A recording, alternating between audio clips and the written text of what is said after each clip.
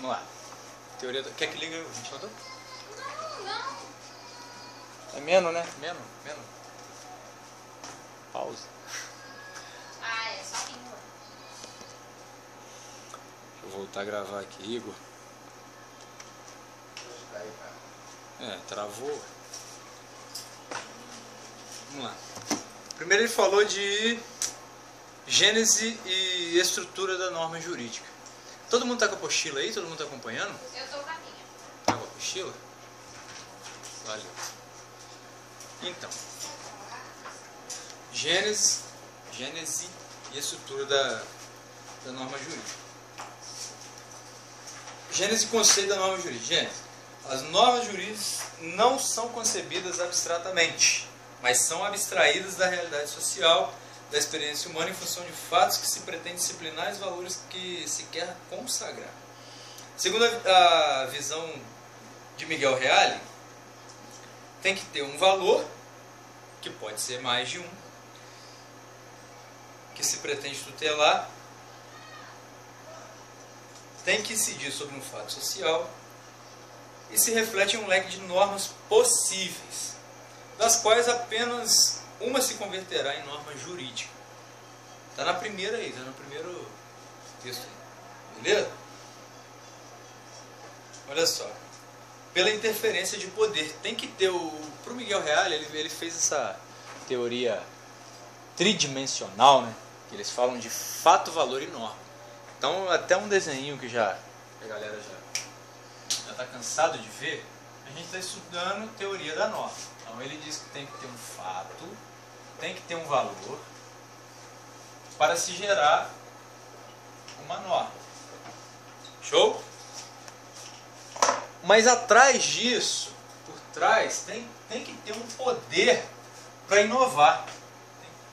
O Miguel Reale chama isso de poder de inovar.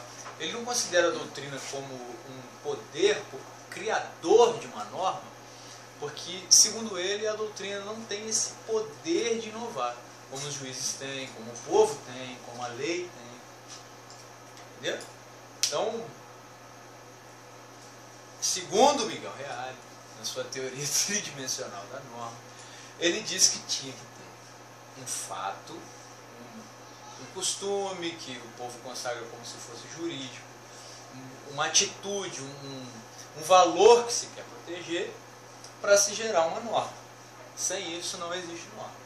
E tem que ter um poder por trás. Que poder é esse? O poder de inovar, o poder de trazer algo novo para o mundo jurídico para que a norma se torne válida e eficaz. Tá? O Damião falou ontem que algumas coisas iriam acontecer. Ele ia perguntar na prova a respeito das normas de organização e normas de conduta. Qual a diferença entre normas de organização e normas de conduta? Norma de organização é mole. Ela só organiza o Estado, as instituições. Ela não tem o que ele chama de... Eu estou dando uma passada bem rápida nisso, porque o que vai interessar mesmo para a gente é a aula 3 dele, tá? Aula 3. Aí ele diz o seguinte: as normas de organização, elas dizem, por exemplo, artigo 2º da Constituição, são poderes da União harmônicos e independentes entre si, o legislativo, o executivo e o judiciário. Tem alguma sanção? Tem algum comportamento? Ele só está dizendo que são normas de organização, é só para organizar o Estado. Porque o direito é um ordenamento jurídico. Lembra que ele falou que o direito pretende ordenar as coisas? Lembra que ele falou isso ontem? Então, a pretensão do direito inicial é trazer ordem. Para isso, o direito se utiliza da coerção. Isso tudo a gente já estudou no outro semestre, né? Então, vamos passar bem rapidinho sobre isso aqui. Olha só. Tem um complexo axiológico, ele chama de valor, né? Um complexo fático, que são fatos que se repetem na sociedade. Tem um conjunto de normas possíveis e tem um poder por trás, um poder de inovar. Aí gera norma jurídica. Tá? A lei é uma norma jurídica. Costume, norma jurídica. Tá vendo? Assim como numa fonte geradora de eletricidade, eu gostei desse exemplo que ele deu aqui. Ele diz assim, ó, assim como numa fonte geradora de eletricidade, há o polo negativo, por onde entra a corrente, o polo positivo, por onde sai a corrente. E da junção dos dois, fechando-se o circuito, se estabelece a corrente elétrica. Assim, do fato e do valor, resulta a norma. Tá vendo? Que os integra. Então você não vê a corrente positiva, você não vê a corrente negativa, você está vendo que a junção dos dois gera o fator eletricidade. A junção do fato e do valor gera a norma. Eu achei muito legal esse exemplozinho que ele deu aí. Eu achei muito legal. Então, existe um juízo categórico e hipotético na estrutura da norma. E ele diz aqui, ó, estrutura de norma de organização. Aí ele deu o exemplo do artigo 2º, aí ele dá o exemplo do artigo 1º, parágrafo único, ele diz, ó, todo poder emana do povo, que o exerce por meio de representantes eleitos ou diretamente nos termos dessa Constituição.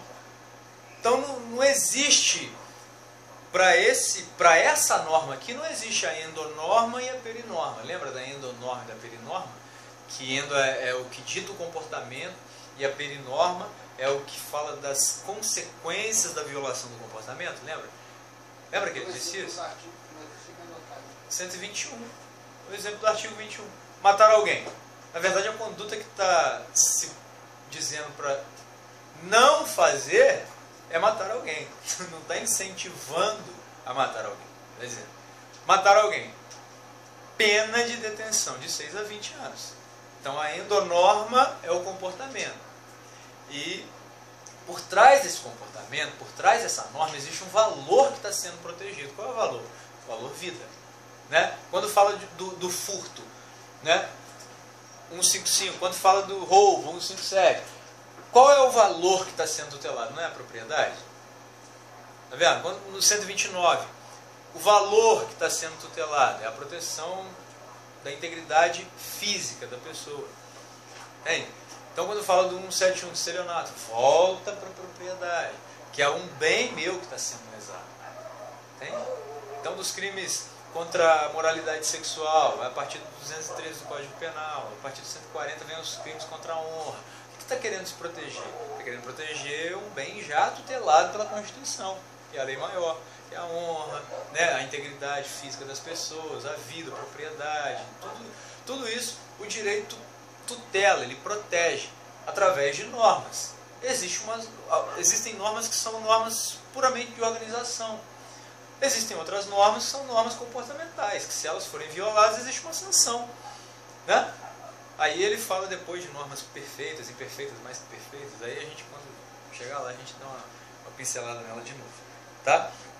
Então as normas jurídicas de organização assumem a forma de um juízo categórico, ou seja, nele a consequência não depende de uma hipótese ou condição. Segunda forma, A deve ser B. São poderes da União. A deve ser B. São poderes da União. Harmônicos e independentes entre si. Legislativo, executivo e judiciário. Não tem sanção. Deve ser de organização. Tem que ser assim. Não tem outra. Não tem como existir um quarto poder. Não tem. Eles dizem que a mídia é o quarto poder, mas não se pode afirmar isso. Tá? Então, a estrutura da norma de conduta. As normas jurídicas de conduta, aquelas cujo objetivo imediato é disciplinar o comportamento dos indivíduos ou grupos sociais, e que são a maioria, assumem a estrutura de um juízo hipotético. Nela, a consequência depende da verificação de uma condição ou hipótese. O Miguel Reale diz assim, ó, a norma brilha na sua força maior no exato momento que ela é infringida. Quer um exemplo? Matar alguém. Se você não mata alguém, a norma vai incidir sobre você? Você vai ser o agente passivo daquela norma? Você vai estar diante de uma consequência de um ato que você não praticou? Nunca. Então, Miguel Reale diz, olha, a norma ela brilha na tua força maior quando ela é infringida. Lógico que ele está falando de uma norma de conduta, uma norma de organização. Se você infringir uma norma de organização, ela não tem uma sanção, ela só não vai se realizar. Se não tiver os poderes harmônicos e independentes entre si, uma norma de organização diz, olha, deve ser criado o Conselho Nacional de Justiça, formado por tantos ministros, não sei o quê, e a escolha dos ministros, ela organiza tudo. E se não forem respeitados esses trâmites, não é válido, é inconstitucional. Não existe uma sanção direta por um comportamento violado, entende? A norma comportamental é para nós, mortais, tá? Para pessoas comuns, para a sociedade como um todo. Porque o valor que ele está querendo dizer aqui é o valor que a sociedade entende como um bem que deve ser protegido pelo Estado, que deve ser protegido através de leis. Ok? Tá tranquilo até aí? Então existem dois tipos de normas, as normas de organização e as normas de conduta. Nas normas de organização, ela só diz como deve ser, ela só tutela isso. Ela diz, olha, o exemplo é o artigo 2º, a gente já citou o exemplo. E existem as normas de conduta. Nas normas de conduta, ela é dividida entre endonorma e perinorma. A endonorma, ela diz o comportamento que deve ou não ser praticado, e na perinorma, que é o periférico, que é a consequência, diz que a sanção aplicada, caso aquela conduta não seja observada, é aquela, já está estabelecida, já está instituída a sanção. Não pode ser maior nem menor, né? Entende isso? Normas de organização e normas de conduta, ele diz que isso vai cair na prova. Vai. Será que ele vai citar, assim, tipo, isso aqui... Ele deve dar um caso e perguntar, se trata de uma norma de organização ou de uma norma de conduta. Entendeu? Ele pode dar uma situação ou um artigo da Constituição, ou um artigo do Código Civil, ou um artigo do Código Penal, e vai dizer, olha, opa, cheguei. Ele vai dizer, essa norma se refere à norma de conduta ou à norma de organização? Ele pode perguntar isso, que é o que deve perguntar. Fala aí. Anfitrião. E aí, começou agora? Eu já tenho um tempinho, já 7h30, eu acho. A gente está falando, Ronaldo, você não perdeu muita coisa não. Não, pode A gente está falando sobre a estrutura da norma. Que a norma ela se divide em duas. Normas de organização, que o exemplo é o artigo 2º da Constituição, são independentes e harmônicos entre si, entendeu? São poderes da União, independentes e harmônicos entre si, o Legislativo, Executivo e Judiciário. Não tem uma sanção, não dita um comportamento, só dita uma organização. Tem artigos 24, 25 da Constituição, que fala sobre a estrutura de organização dos estados e municípios. Entende? Então, são normas de organização. Ela diz como deve ser a organização de instituições. As normas de comportamento, ou normas de conduta, elas já são divididas entre endonorma e perinorma. A endonorma fala sobre um comportamento que deve ser observado ou que não deve ser observado. Se ele está dizendo que é para observar, que é para agir daquela forma, e você age de maneira diversa àquela que a norma está dizendo para fazer, você autoriza, lembra quando eu usou esse termo? Você autoriza o Estado a exercer o ius puniendi, que é o direito que o Estado tem de punir. Lembra que a gente estudou com o Fabrício, que o Estado é o único detentor do poder? Então é ele que tem o poder de punir. Aí você autoriza o Estado a te punir porque você infringiu uma regra. E as normas de comportamento, para elas serem perfeitas, elas precisam ter a endo e a perinorma. A endonorma é o comportamento, a conduta, e a perinorma é a sanção, é a consequência da violação daquele comportamento. E aí, Sabrina? E aí, Pompeu? Show, show. Olha, tem mais um sofazinho aqui, se ajudar. Beleza?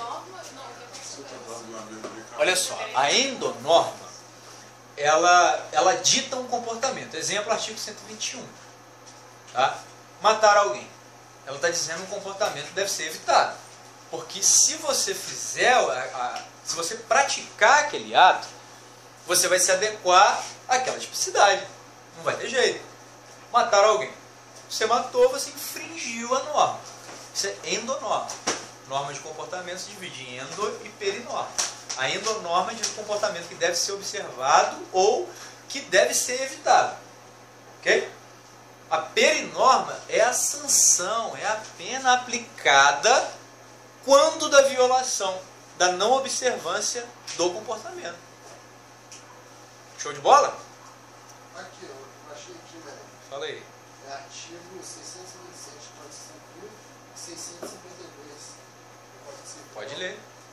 O 627, pelo contrato de depósito recebe o depositário. Mas não é do Código Civil. É do Código Civil ou do Código de Processo Civil? Código Civil, né?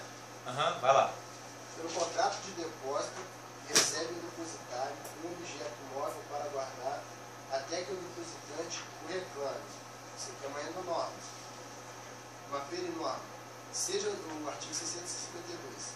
Seja o depósito voluntário ou necessário, o depositário que não o restituir quando exigido será compelido a fazê-lo mediante prisão não excedente a 1 ano e ressarcir os prejuízos. Essa é a perinorma. Então, aí já acontece uma situação diversa. Aí a perinorma ela já se divide aí, tá vendo? Em um artigo está dizendo a endonorma. Não está falando de sanção, só está falando de um comportamento que deve ser observado. No outro artigo está dizendo a inobservância desse comportamento vai gerar essa sanção. Tá vendo? Só que aí a endonorma está num artigo e a perinorma está em outro. Só que geralmente a endonorma e a perinorma já vêm no mesmo artigo. Tá? Quando precisa de uma complementação, daqui a pouco a gente vai estudar sobre a aplicabilidade da norma. Aí a gente vai falar sobre as normas autoexecutáveis ou autoaplicáveis, normas de aplicabilidade plena, contida, limitada, que é o tema do trabalho dele e que vai cair também na prova. Ok? Tranquilo até aí? Norma, estrutura da norma, de organização, norma de conduta, endonorma, perinorma, tá tranquilo até aí? Tranquilo? Tem alguma dúvida? Alguma dúvida? Em relação a quais são... Como que você vai ler o artigo 24 da Constituição? Tem aí? Abre aí para mim, por favor, o artigo 24 da Constituição. Vamos ver se se trata de uma endonorma, de uma perinorma, norma de organização, norma de conduta. Artigo 24, fala do que? Se ele jogar assim, matar alguém, aí você vai colocar que é endonorma? Ele vai perguntar, é norma de organização ou norma de conduta? Então, em qual você... Beleza? Qual você responderia? Não, o que eu entendi, não sei se é que não matar alguém é uma endonorma, mas se você matou, você cai na perinorma. É isso? Então, é isso também. Só que ele vai dividir em dois grupos. Ele vai dizer assim, ó, isso é uma norma de organização ou uma norma de conduta? Tá vendo a pergunta? Olha só. Uma norma de organização ou uma norma de conduta? Ó.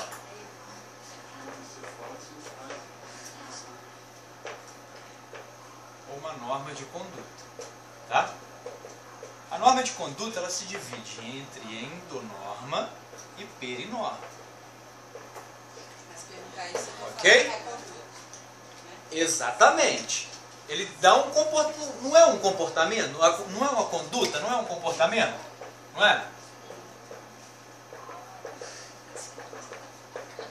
Então, a norma ela traz um comportamento que deve ser observado ou que não deve ser observado.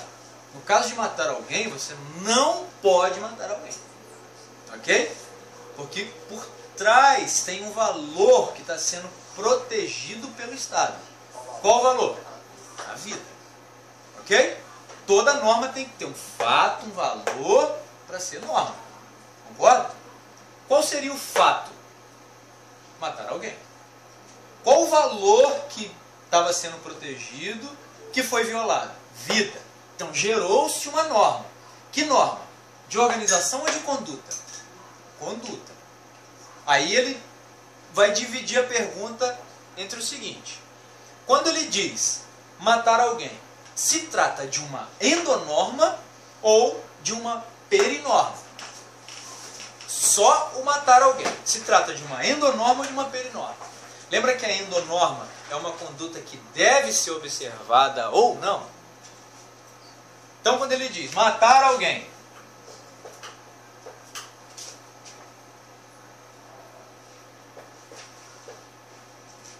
(6 a 20 anos). Ok? A conduta que não deve ser observada é essa. Porque se você matar, você está infringindo a norma. Ok? Porque a norma foi criada para proteger um valor contra esse fato, contra essa conduta. Ok? Então, matar alguém seria conduta. Subtrair coisa alheia móvel para si ou para outro. Está vendo? A ação. Está vendo o fato? Subtrair. Está vendo o verbo?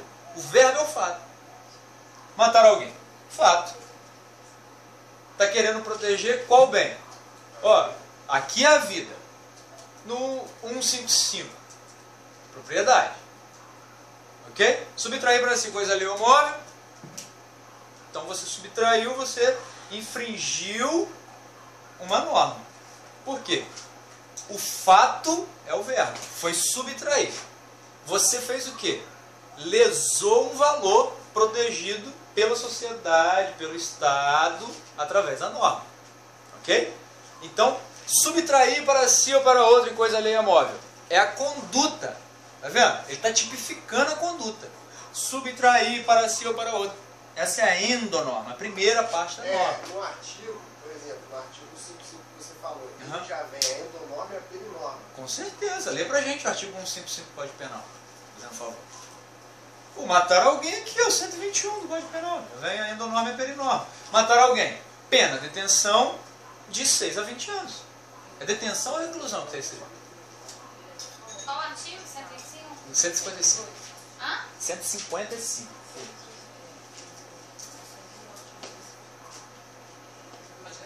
Pode? Subtrair para si ou para outra em coisa alheia ou móvel. Pena reclusão de 1 ano a 4 anos e multa. Pena, reclusão de 1 ano a 4 anos. Lê o 121, por favor. 121 do Código Penal. Pena, reclusão de 1 a 4 anos e multa. Matar alguém. Pena de reclusão de 6 a 20 anos. 6 a 20 anos. Inicia-se com 6 a 20 anos. Tá?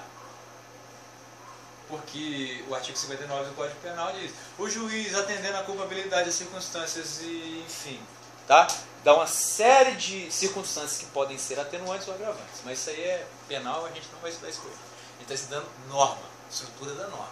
Ok? Então a gente viu aí que no artigo 121 e no artigo 155, um valor que é protegido, que é tutelado, em um caso, propriedade, no outro caso, vida.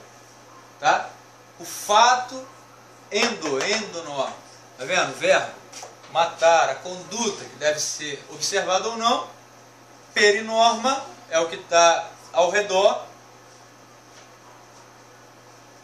É o que está ao redor, né? As circunstâncias da violação da norma, da violação da conduta, é a sanção, é a consequência. Então aqui a gente estaria diante de uma norma perfeita. Que ela tem endo-perinorma. Tem normas que só tem a conduta, não tem a sanção. Tem normas que tem a conduta e tem a sanção. São perfeitas. As mais que perfeitas, ela tem a conduta e tem 2 tipos de sanção. Uma penal e outra civil. Exemplo, bigamia. O cara que já é casado e vai casar de novo, mesmo que as partes concordem, não pode. Aquela da lei também que ele falou que ninguém pode alegar que não conhece a lei, não conhece a lei. Lê a Lindby, artigo 3º da Lindby.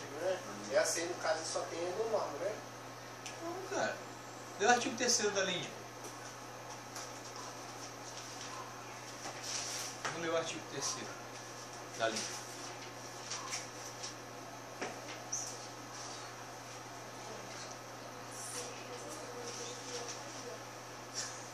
Está escrito aí.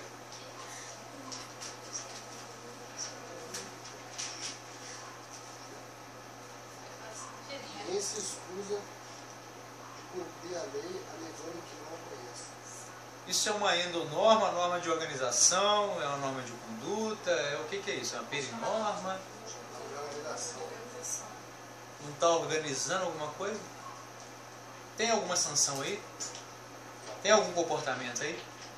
Sempre com Ele diz, tem olha, coisas. ó, ninguém se excusa, ninguém se desculpa, tá? Da falta de conhecimento da lei para infringir a lei, não é isso que está escrito? Você não pode se desculpar, eu não conhecia a lei. Ele está dando sanção? Ele está dizendo comportamento? Não, ele está dizendo, olha, vamos organizar a casa? O cara chega e diz assim, mas eu não sabia que não podia matar alguém. Meu irmão, você não sabia? Sério? Tá vendo? Tem alguma consequência nisso que eu falei? É sério, você não sabia que não podia matar? Não. Tá vendo? Vamos organizar a casa, cara. Vamos organizar. Você tá maluco? Como é que você tá louco? Fala assim mesmo, tá? Né?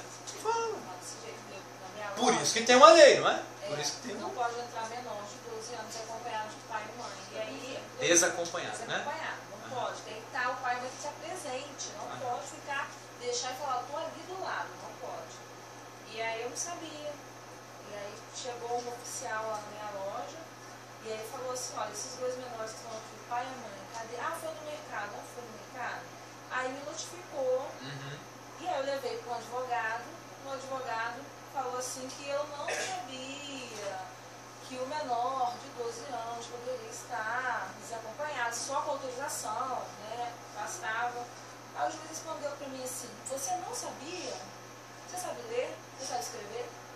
Ah, e você não sabia? Ou você monta um comércio, você coloca menor dentro do seu estabelecimento, se você não sabe da lei que protege o menor. Aí você abre a porta no escuro. Que graça. Aí me aplicou 15 salários mínimos para me pagar. Aí eu consegui, aí ficou 2 Correu, ficou para 7, agora ficou 3. Show. Né? Você foi sentenciada. Eu falo também que você arrumou essa É. porta de cadeia. Fuleiragem, sim. É. Mas o que acontece? Você infringiu uma norma. E você alegou desconhecimento da norma. O problema é seu, cara. O problema é seu se você não conhece a norma. Porque tem um dispositivo de lei que quer organizar a sociedade e diz o seguinte, olha, você não vai poder alegar que não conhece a lei como desculpa para descumpri-la. Você infringiu. Não existe o ECA, o Estatuto da Criança e Adolescente? No ECA, com certeza absoluta, diz que criança não pode ficar desacompanhada dos pais em ambiente, tal. Ele, na sentença, deve estar escrito lá. Entendeu? Foi o advogado que te arrebentou. Você arrumou um advogadinho. Você arrumou um cara que não se formou, certamente. Merda, Não, tá? Não, advogado constitucional, Artigo 2º da Constituição, artigo 24 da Constituição, artigo 60 da Constituição. Se tivesse Lê o artigo 24 da Constituição. Aqui, ó.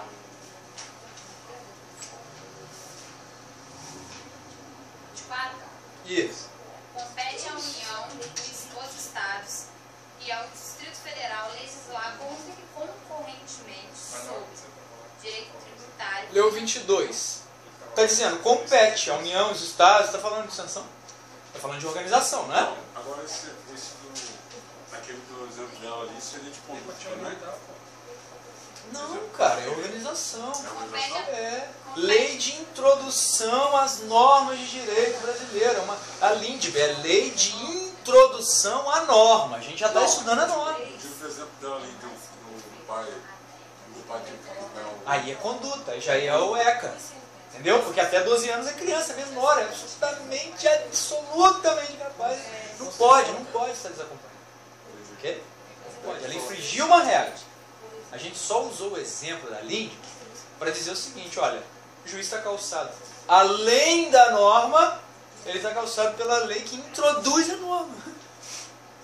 Não tem jeito, ela foi sentenciada porque ela descumpriu uma norma. Ela não pode alegar falta de conhecimento da norma como desculpa para descumpri-la. Não existe. Ok? Não, você entendi. Eu estou tentando organizar o raciocínio para classificação de organização de conduta. Então, a conduta é mole. Comportamento, cara. É comportamento. Código penal é conduta. Mas a conduta tudo tem que ter os dois, né? Sempre tem a enda e a pera. Não, nem Pode ter sempre. só um. Pode ter só um. Aí é uma norma imperfeita.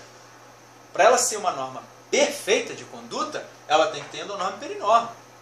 Às vezes ela é uma norma mais que perfeita. O exemplo é a bigamia.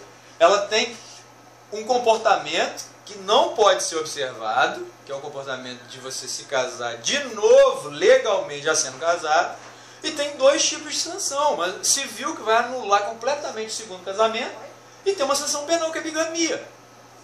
Mas tipo assim, então ela tem que ter a sanção. Pode ser uma norma que tenha só a sanção. Falar assim, Não você existe. fazer isso, não, Não. tipo assim, Se você fizer isso, já é o comportamento. Então não vai ter só sanção. Como é que a pessoa vai te punir por algo que você nem fez? então tem. A endonorma não tem jeito. Às vezes ela pode não ter a perinorma.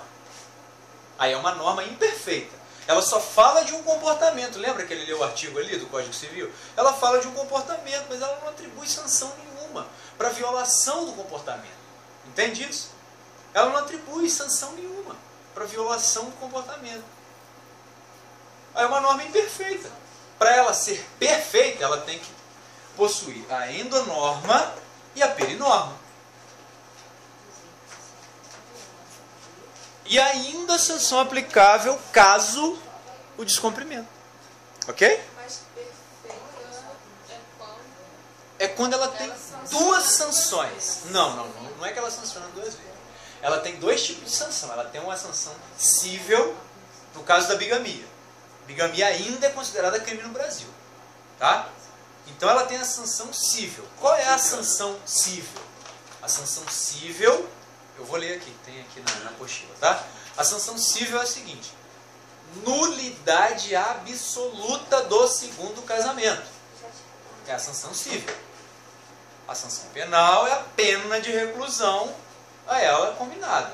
Tá? Quando chegar, vocês me lembram que eu tenho aqui, eu vou ler para vocês, tá bom? Tem aqui na apostila. Olha só, ele faz uma observação muito legal aqui. Ele diz assim, ó, contudo, a norma de conduta prevê também uma sanção penal, uma vez que há sempre a alternativa do adimplemento, não cumprimento da norma, tá? Ou violação do dever que nela se enuncia, pelo fato de seu destinatário ser dotado de liberdade. Por isso, ao ordenar o comportamento social, deve-se fazê-lo partindo desse pressuposto da liberdade do homem de cumprir ou descumprir o que a norma prevê. Ok? Entenderam? Ou não? Tinha outro assunto rolando, fica complicado, né? Então, olha só. Ele diz o seguinte: o homem tem liberdade, o livre-arbítrio, liberdade de escolha, de fazer o que ele bem entender. Se um cara chegar e disser assim, olha, eu sei que não pode matar ninguém, mas eu tenho um ódio mortal do fulano e eu vou matar ele, acabou. E o cara chega pro delegado e fala assim, ó, eu matei, e se ele vivesse de novo eu ia matar de novo, e se ele viver de novo eu ia matar de novo, se ele tivesse 7 vidas eu ia matar ele 7 vezes, porque eu tenho ódio. Mesmo ele morto, eu descarregava a arma, cortava a cabeça dele fora, arregaçava. Não interessa qual é a sanção que vai ser aplicada, eu não estou nem aí. Eu não quero saber da sanção, eu quero saber que eu tenho vontade, vou lá e vou fazer, acabou. Agora, isso é facultativo, eu vou fazer, e acabou, mesmo que exista uma sanção. Eu assumo a bronca, não tem problema não, mas que eu vou matar, eu vou. Então, quando o legislador pensa em criar a norma, ele vê qual é o valor que vai ser tutelado. E que valor isso tem para a sociedade? Qual é o bem que vai ser tutelado? É a vida? A vida vale muito ou vale pouco? No Japão, a honra vale muito mais do que a vida. No Brasil, a vida vale muito mais do que a honra. Tanto que se você entrar com processo contra a tua honra, e se você tiver prova de que violaram a tua honra, né? Eu tenho provas de que violaram a minha honra, mas eu não entrei com processo, por quê? Porque isso é convertido numa cesta básica. No Brasil. No Brasil. No Japão, se isso acontece, o cara é preso na hora. Porque o valor maior lá é a honra, não é a vida. Tinha um cara desse no serviço agora. Entende? O valor naquela sociedade, o valor, o bem que tem maior valor, que deve ser tutelado pelo Estado, se chama honra. Aqui se chama vida. Aqui o cara quer viver, meu amigo. Aqui é Brasil. Brasil é Brasil. Brasil é a terra do samba, do carnaval. Brasil é terra de festa. Brasil é terra do jeitinho. Então os caras falam mal de você. Ah, meu irmão, ei, vamos sambar, pai. Não esquenta a cabeça, não. É assim que o ordenamento jurídico trata. Porque viu que a sociedade assim o faz. Entende? Tanto que quando as pessoas chegam e falam assim, pô, o cara te chamou disso, daquilo. Não, esquenta a cabeça não, pô. Importa o que eu sei sobre mim. Não esquenta a cabeça não. Se isso acontece no Japão, se isso acontece na Indonésia, se isso acontece em outro país que o bem mais valioso é a honra, isso é inadmissível. No caso de corrupção política, por exemplo, quando ele é descoberto no Japão, o autor, para lavar a honra da família, mete uma bala na cabeça. Posso interromper? Pode. Galera, a gente vai comprar salgado, tá R$5. Vocês vão comprar? Você vai? Ah, esse é o cartão. Vai lá. Vamos. Vou ligar pra lá, tá? Deixa eu trazer a máquina. Faz a marca. Quê? Presta o celular. Máquina. É, mas com essa Cartão. cartão. Ainda tem crédito? Entendeu? Você está falando ali, por exemplo, do cara que tem a vontade de matar o Pompeu. Aí você... Que aqui no Brasil, ele não se porta com a Honra. com a honra, né? É, mas há uma diferença aí, pô. Olha só. Eu tenho o direito de ser racista. Eu tenho o direito de ser homofóbico. Eu tenho o direito de ser o que eu quiser. Tá? Eu tenho o direito. Igual aquele caso que ela colocou. Só te interrompendo, para não perder o raciocínio. Enquanto eu for racista só na minha cabeça, tá tranquilo, eu posso olhar para um negão e falar assim, cara, não acho que seja gente. Isso na minha mente. A partir do momento que eu externo isso, aí já era. Aí já era. Isso fez parte do mundo exterior. Aí já é uma conduta. Tá vendo? Aí já configura preconceito, aí já configura um monte de outras coisas. Por exemplo, daquela questão do civil, da prova civil, que ela colocou que a advogada falou sobre o pessoal do sertão. Ah, não. Antropologia. Socioantropologia. Isso. Ela se considerou, a pessoa se considerou como Hitler se considerava. De uma raça superior, de um grupo social superior, onde o outro grupo inferior deve ser subjugado. Ela disse, faça um favor para São Paulo, mate um nordestino. Afogado. Ou atropelado. Posso ver um negócio aqui? Pode. Ou afogado, atropelado. Não interessa. Entende? Quando ela externou, ela podia ficar com isso para ela. Ela podia olhar para um nordestino e falar assim, vendedor de rede, cabecinha de bater bife, comedor de farinha. Podia fazer o que quiser, na mente dela. Agora, quando ela externa isso, eu estava vendo um vídeo, o cara falou assim, ó, eu tenho direito de ser perverso. Eu tenho direito. Se eu olhar para uma menina, independente da idade dela, ela está lá do outro lado da rua, eu não sei se ela é menor de idade, se ela é maior de idade, mas eu olhei e falei, que delícia de mulher, eu vou sair desse lado aqui e eu vou lá pro outro lado porque eu não quero nem saber qual pena que é, mas eu vou agarrar essa menina de qualquer jeito. O cara tem um direito de ser perverso. Enquanto ele está pensando, ele não falou nada para ninguém, ele não tomou nenhuma atitude que levasse ele a praticar o ato, tá tranquilo, o que o direito vai fazer para punir esse cara? Está na mente dele. O direito vai invadir a tua mente agora? E vai punir o pensamento? Não existe leitor de pensamento. Agora, quando o cara atravessa a rua e ele chega perto e vai vai praticar o ato, vai agarrar, aí já era. Aí não. Tá vendo a diferença? Aí é tentativa. Alguém chega e diz assim, sai, separa, não sei o quê.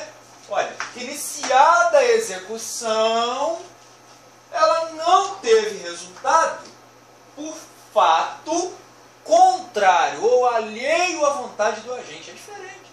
Alguém separou, Ele não conseguiu consumar, mas ele teve a intenção e ele se determinou de acordo com a intenção diferente. Tá vendo a diferença? Uma coisa é eu ter vontade de matar alguém. E a outra coisa é eu comprar uma arma, apontar a arma para alguém e atirar. Se eu comprei a arma nessa intenção, eu apontei a arma para você, se a arma estiver sem bala, e aí, como é que faz? O cara teve atenção, ele tentou, mas o cara foi burro, não tinha bala na arma, e aí? Tá vendo a diferença? Então eu não sei nem por que eu dei essa volta toda, mas é mais ou menos isso aí, tá? É só para explicar que perinorma é a conduta, não é pensamento, a conduta tem que se adequar. O cara tem que ser enquadrado, como o pessoal fala, né? O cara foi enquadrado no artigo tal, não é? Não é assim que o pessoal fala? Ah, você foi enquadrado em qual artigo? Ah, no artigo 155, 157. Por quê? Porque a conduta se adequou ao que a norma proibia. Ok? Enquanto eu penso, agora, quando eu falo, aí você já pode prestar queixa por ameaça. Tá vendo? Você já pode, enfim, você já pode tomar as atitudes legais cabíveis. Ah, pô, eu sei que alguém tem vontade de me matar. Você acha que eu não vou prestar uma queixa de ameaça? Duvido que eu não vou entrar com uma ação cautelar. Duvido que não. Eu sei que alguém quer me matar. Eu não vou... Oi. É Rua Castelo, 34A. O bairro é Santo Agostinho, tá? Era pra ser engraçado.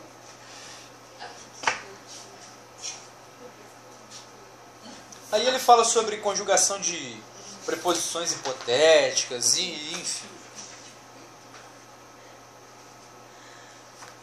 Vamos lá.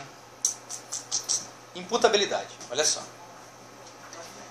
Quando sobrevém a consequência ou efeito jurídico predeterminado na norma. Quando? No momento em que se verificar uma correspondência ou adequação entre o fato particular e o fato que é um tipo previsto na regra jurídica. É dessa correspondência que resulta o nexo de imputabilidade. É quando o Damião usa aquela expressão dizendo assim, olha, eu infringi a norma, eu autorizei o Estado a me punir. É exatamente isso que a gente faz, consciente ou inconscientemente. Tá? Se eu infringo uma regra, conhecendo ela ou não, eu autorizo o Estado a me punir. Ok? Então, fala sobre imputabilidade, estrutura tridimensional da norma jurídica, fato, valor e norma. Oi? Dá um ponto de referência. Drogaria moderna, só subir e sumir. Você pode repetir imputabilidade? Oi? Imputabilidade. Imputabilidade é o seguinte, é quando o Estado vai culpar você por ter infringido a norma. Ele vai aplicar a você uma sanção correspondente ao seu fato. Tá? Isso é imputabilidade. Os menores são imputáveis? Você pode imputar um fato criminoso a um menor? Não. Eles são inimputáveis. Eles não pode ser atribuído culpa ao menor, porque o legislador assim quis. Menor não comete crime, menor comete fato análogo a crime. É diferente, tá? Olha só, formação e manifestação do direito é mole. A gente já estudou isso no semestre passado, ele fala de fonte do direito, quando que nasce o direito, né? Lembra disso? Lembra disso tudo? Lembra? Ó, a formação do direito, a manifestação do direito, a teoria das fontes do direito, pressuposto e elenco da fonte do direito, a formação do direito são os fatores sociais, lembra disso? Fator econômico, fator religioso, fator político, fatores morais, fatores naturais, lembra de tudo isso? Elementos axiológicos, os elementos valorativos, a manifestação do direito, como ele se manifesta, a teoria das fontes do direito, a formação e manifestação, fonte como meio só de manifestação. Lembra disso ou quer que volta nisso? Quer que fala sobre isso? Foi a matéria do ano passado, né? Matéria do ano passado. Fala sobre fonte do direito. O que é fonte? Aí ele deu o exemplo da fonte de água. Pô, a água já nasce no lençol freático. Mas quando que a gente observa, quando que a gente visualiza a água? Quando que ela vai beneficiar a gente de alguma maneira? Ele deu um roteiro da prova? Não. Entendeu? Você está seguindo aí pro... Eu estou seguindo pela apostila dele. Roteiro da prova. Não, roteiro da matéria. Eu até a prova. É, roteiro da matéria, né? Vamos... deixa eu pegar esse. É. Por isso que a gente tem que estudar. Mas depois ele falou, não, galera, a prova tá fácil. Não, fácil, fala sério. Mas aí quando eu levar a Olha só. quando manda assim... O que a gente está estudando agora? A gente está seguindo a apostila dele. Olha, gênese e estrutura da norma jurídica. Qual é a gênese da norma jurídica? Qual é a estrutura da norma jurídica? Norma de organização, norma de conduta. A norma de conduta se divide em perinorma e endonorma e perinorma. Tá? A gênese, como nasce uma norma? Fato, valor e norma. Né? Fato mais valor é igual a norma. Não é a gênese da norma? Formação e manifestação do direito. Como que o direito é formado? Ele é formado por leis, tá vendo? Quando ele fala de manifestação do direito, são as fontes do direito. Aí começa a classificação da norma jurídica, a validade da norma jurídica, tá? O ordenamento jurídico e a integração do direito, analogia, equidade, princípios gerais de direitos, isso não vai cair na prova, não vai. Nota 1, primeira avaliação, prova escrita, valor 8 pontos, conteúdo da aula 2, 3, 4, 5, 6, 7. Não vai rolar, tá? Nem até a aula 5, vai rolar a aula 1, 2, 3 e 4. Essa apostila atual, né? Exatamente, dessa apostila atual, tá? A aula 1, gênese e estrutura da norma. Aula 2, formação e manifestação de direito. Aula 3, classificação da norma. Aula 4, validade da norma, que é o trabalho que ele passou, tá? Que a gente vai falar sobre isso muito mole. Vamos falar da aplicabilidade da norma constitucional agora. Vamos falar de uma vez. Olha só, ele falou que vão cair 3 questões a respeito da aplicabilidade da norma. Muito fácil mesmo. Vou usar aqui um desenho aqui para ilustrar, plagiando o nosso professor Rodrigo Menezes. Você é professor de quem assistiu a aula, né? Mas o cara esculacha. Ele diz o seguinte: vamos falar agora da aplicabilidade da norma constitucional, tá? Aplicabilidade da norma constitucional, que logicamente serve para as outras normas também. Mas ele vai perguntar sobre a aplicabilidade da norma constitucional. Vamos lá, aplicabilidade. Ou eficácia, tá? Aplicabilidade da norma constitucional. Última palavra a gente não abrevia não, mas aqui é povão, tá? Aplicabilidade ou eficácia. Cuidado, cara, YouTube. Vamos lá. Existem normas de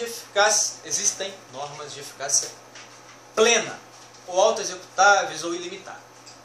Ok? Você pode achar na doutrina. Normas de eficácia plena, normas de aplicabilidade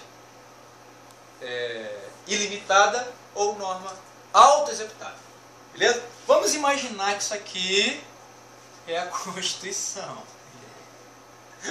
Vamos imaginar que isso aqui é a Constituição. Beleza? Vamos imaginar que isso aqui é a sociedade. Vamos imaginar que esse carinha, vezes 1000, representa a sociedade. Ok? A norma de aplicabilidade ou eficácia plena é a norma que já está pronta. Desde a promulgação da Constituição em 88, não existe impedimento nenhum. Ela não precisa de complemento normativo e nem admite nenhum complemento normativo para que ela saia da Constituição e vai incidir diretamente na sociedade. Não tem nada que impeça. Quer um exemplo? Artigo 1º da Constituição. Lê pra gente, por favor. Artigo 1º da Constituição. Artigo 1º da Constituição. A República Federativa do Brasil, formada pela união indissolúvel dos Estados e municípios e dos distritos federais, constitui-se em Estado democrático de direitos e tem como fundamentos. Fala aí os fundamentos. Isso aí é uma norma de quê? De conduta ou de organização? Mole, né? Vamos lá. A soberania. soberania, a cidadania, cidadania. a dignidade da pessoa humana. Pode parar por aí. Saiu da Constituição e é aplicável, auto-aplicável. É diretamente. Precisa de alguma norma para complementar, para falar assim, olha, dignidade da pessoa humana não é bem assim, né? Soberania também não é bem assim. Vamos criar uma lei que vai explicar o que é dignidade da pessoa humana, o que é soberania. Não, já está pronta. A lei já saiu pronta, desde que foi promulgada, já está pronta. Ela não admite complemento. Alguém pode chegar aí e dizer assim, não, dignidade da pessoa humana, desde que a pessoa seja branca, desde que a pessoa seja rica. Dignidade da pessoa humana deve ser protegida desde que ela tenha condições de acesso à informação, desde que ela seja instruída. Não admite, entende? Que não admite complemento. A eficácia dela é plena, já é ilimitada, ela é auto-aplicável, ela é auto-executável, ela não depende nem permite de complemento normativo. Quando diz que homens e mulheres são iguais em direitos e deveres, precisa de complemento normativo? Precisa? Não, ela está pronta, ela já vai direto, ela já ensina direto. Por exemplo, o artigo 5º da Constituição. Tá? Então, normas de eficácia ou aplicabilidade plena, ilimitada ou auto-executável. Constituição, sociedade. Não depende e nem admite complemento. Ok? Já está pronto. Não depende nem admite. Vamos imaginar agora que tem uma norma de eficácia contida. O próprio nome já dá uma ideia, não é? Norma de eficácia contida. Ela admite um complemento. Tá? Um exemplo. Artigo 2º da Constituição. São poderes da União harmônicos e independentes entre si. O legislativo, o executivo e o judiciário. E aí? Quem é o legislativo? Quem faz parte do legislativo? Quem é o executivo? Quem é o judiciário? Está vendo que no próprio artigo já fica uma pergunta? Está vendo? Então ele admite, mas não depende de um conteúdo normativo para que ele saia da Constituição e atinja a sociedade. O conteúdo pode estar na própria Constituição. O exemplo do artigo 2º é quando você vê a estrutura e a organização dos 3 poderes. Concorda? A partir do 47, não fala? O Poder Legislativo é formado pelo Congresso Nacional, não fala sobre isso? Formado de quantos ministros, quantos deputados, blá, blá, blá, não fala? Então, o complemento já está na própria Constituição. Mas pode estar em uma lei infraconstitucional, pode estar numa lei ordinária ou complementar. Ela admite. Norma de eficácia contida. Ela precisa. Ela está contida, olha. Ela precisa de um outro dispositivo para que ela se torne plena. Ok? Entendi. Não? Se atirar na própria Constituição, ela tem uma classificação, certo? Não. O complemento pode estar na própria Constituição ou pode estar numa lei ordinária ou complementar. Ela pode ser infraconstitucional, não tem problema. Mesmo Ela assim admite. Mas mesmo assim seria... Aí a eficácia contida. Ok? Não estamos falando de validade. Quem, né? Oi? Você pergunta, você falou a lei, você pergunta, mas quem? Parece que ela está dependendo de outra coisa. Você sente que ela depende de um outro dispositivo, ela depende de um complemento. Tá vendo como é que ela... Tá? Ela admite um complemento, que pode ser por lei ordinária, ou complementar, lei infraconstitucional, ou esse complemento pode estar na própria Constituição.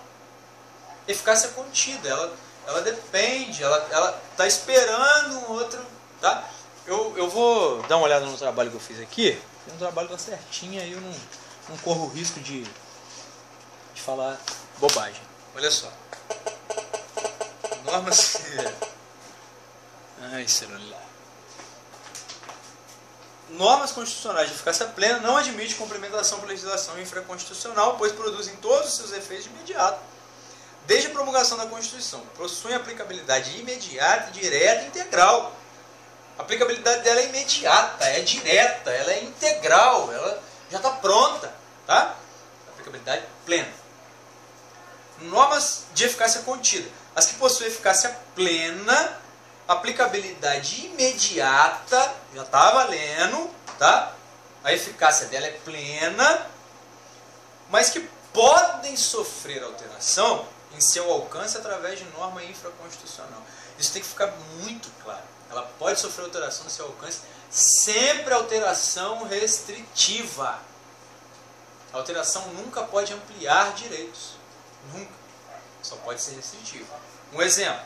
Artigo 5º, inciso 8º, que diz: é livre o exercício de qualquer trabalho, ofício ou profissão, atendidas as qualificações profissionais que a lei estabelecer. Então tem que ter uma lei regulamentando as profissões. A profissão do advogado não tem uma lei regulamentando? A OAB, não é? O Código de Ética? OAB. Qualquer um pode exercer medicina. Não tem que ter uma série de pressupostos, não tem que ter uma série de regras. Tá vendo? Mas é livre. Olha só.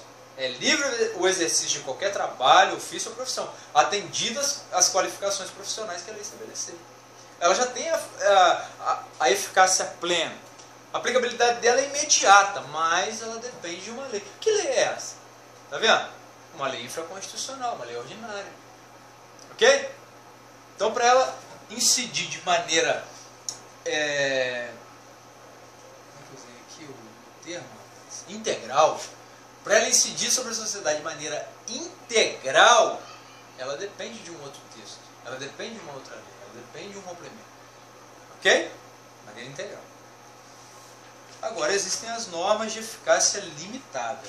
Aí, essa aqui é que admite o mandado de injunção. Lembra que a professora estava falando sobre o mandado de injunção? Vamos lá. Onde? Aqui. Oi? É, né?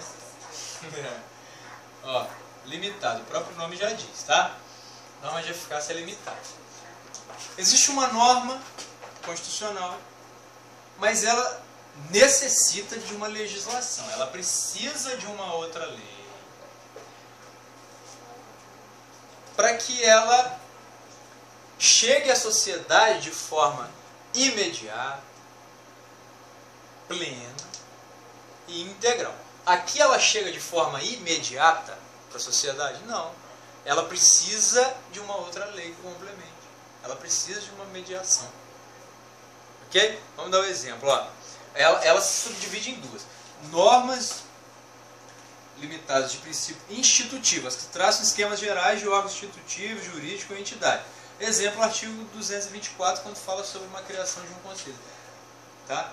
Normas de princípio programático, traçam princípios, metas, objetivos a serem observados pelo legislador comum, ordinário, a serem alcançados pelo Estado. Exemplo, artigo 196. Eu quero que vocês leiam aí, alguém leia, o artigo 196, por favor, da Constituição. Artigo 196, só para vocês entenderem que existe uma norma constitucional, mas que ela depende de uma lei para que a eficácia dela seja plena. Por isso que a aplicabilidade dela é limitada, porque ela depende de uma lei. E se o legislador não fizer mandado de injunção? 196. Pisei no fio. Vai lá. Da Constituição, isso. Vai lá. A saúde é direito de todos e dever do Estado, garantindo, mediante políticas sociais e econômicas, que visem a redução de riscos de doença e de outros agravos e aos acessos universal igualitário às ações e serviços para sua promoção, proteção e recuperação. Tá vendo que tá dando uma ideia de que todos têm acesso à saúde, mas necessita de um programa conteúdo programático, tá vendo? Necessita de um programa para que essa aplicabilidade seja plena. Olha, vai precisar de um programa que faça a promoção da saúde. Vai precisar de um programa que previna doenças. Vai precisar de uma campanha que faça